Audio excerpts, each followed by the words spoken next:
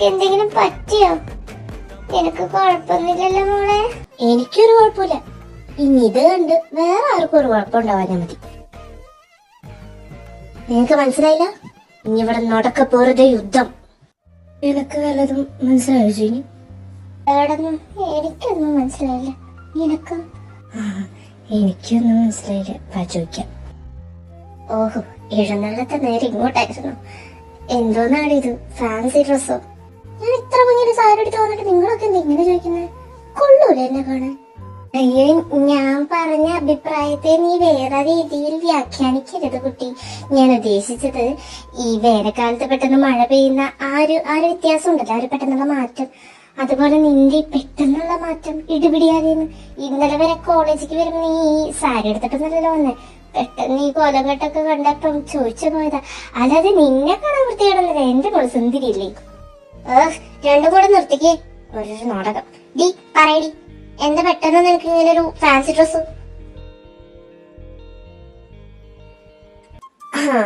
അപ്പൊ നീ പറഞ്ഞു തരുന്നത് നീ ആ കോഴിക്കുട്ടീനെ കാണിക്കാൻ വേണ്ടിട്ടാണോ മോളെ ഹോബി ഈ സാരി ഒക്കെ എടുത്തിട്ട് വന്നേക്കണേ? കുക്കി, നീ എന്നെ കുറിച്ച് അങ്ങനെയാണ് ചിന്തിച്ചേക്കണേ? എടി, അവൻ പറഞ്ഞതിലുള്ളൊരു ഇത് നിങ്ങൾ കേട്ടില്ലേ?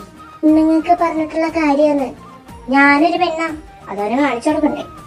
ഹോബി, നീ അപ്പൊ ജിമിനോട് കാണിച്ചു കൊടുക്കാൻ പോവാണോ? എന്ത്? അല്ല, നീ പെണ്ണാണ്. പെണ്ണൊരെണ്ണം കൂടെ തന്നോണ്ടല്ലോ നീ ആ ചുമരുമ്പോ പോയി പേസ്റ്റ് ഓക്കെ. പിന്നെ അല്ലേലും നിന്നെ കാണാൻ കുഴപ്പമൊന്നുമില്ലല്ലേ അല്ലേ ജിനി?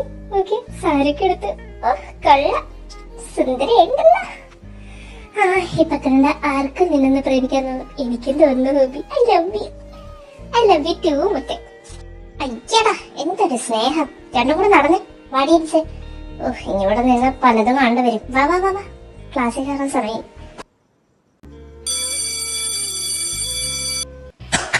ഏയ് ഹലോ, എന്താണ് ഹോബി മോളെ? നിന്റെ അന്വേഷിച്ച് സീനിയറായി ഞാൻ അങ്ങോട്ട് വരണോ? നിന്റെ നൃത്തം കാണാൻ, നിന്റെ ഭംഗി കാണാനല്ല സാരി എടുത്ത് നിന്നോട് ഇവിടെ കെട്ടിയൊരുങ്ങി വരാൻ പറഞ്ഞത്. ഞാനത് എടുക്കാൻ വേണ്ടടി. പറയുന്നേക്ക് please. Now itself dance studio ഉണ്ടായിക്കോണം. ഈ ജിമ്മിന് ഇതെവിടെ പോയി കിടക്കണം? ഓരോ വക മാരണത്തിന് തലയിൽ വെച്ച് നടാൻ പൊക്കോളും.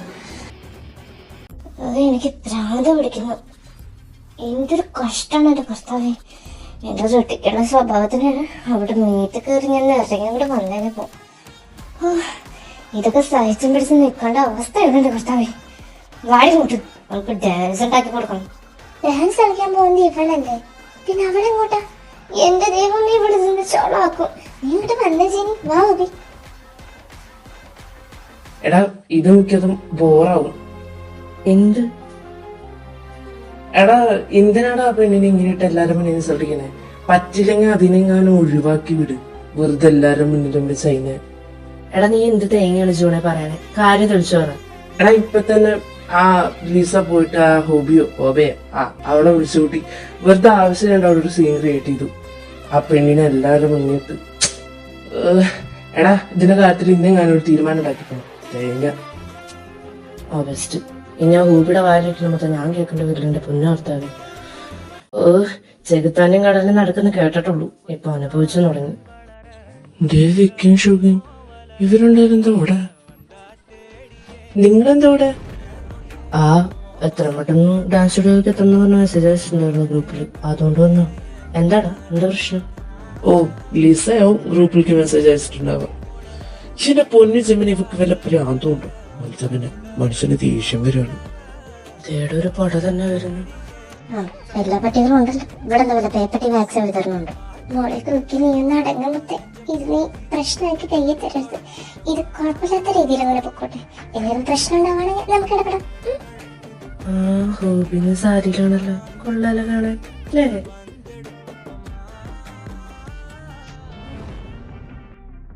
ഞാനൊരു അഭിശോക്തി പറഞ്ഞതാണ്, കടിക്കും. ഇപ്പൊ ജിമിൻ ഇവരെന്ത് സ്വപ്നം കണ്ടോണ്ടിരിക്കുക? എന്താടി എന്ത് നോക്കി നിക്കുക? വല്ല പാട്ടിട്ട് കൊടുത്ത് നോക്ക്. ഇവിടെ വല്ലതും കളിക്കുമെന്ന് നോക്കട്ടെ. ഒരുങ്ങിയിട്ട് വന്നിട്ടുണ്ട്. വല്ലതും കളിക്കാൻ അറിയാവോ? ക്ലാസിക് പഠിച്ചിട്ടുണ്ട്, കുറച്ചൊക്കെ അറിയാം. എന്നാ പിന്നെ വലുതും കളിക്കും.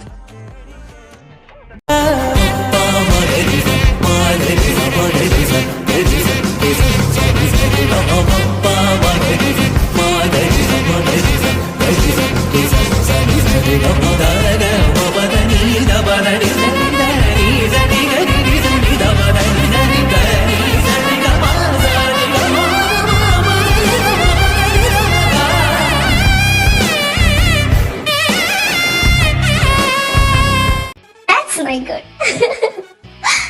ഓ ഹോബി, നീ ഇത്ര നന്നായി ക്ലാസിക്കൽ ഡാൻസ് കളിക്കോ? അടിപൊളിയായിട്ടുണ്ട്. ഓ എന്റെ സുന്ദര കുട്ടി, നീ എന്താ കൊച്ചിനെ കുറിച്ച് വിചാരിച്ച? ഹോബി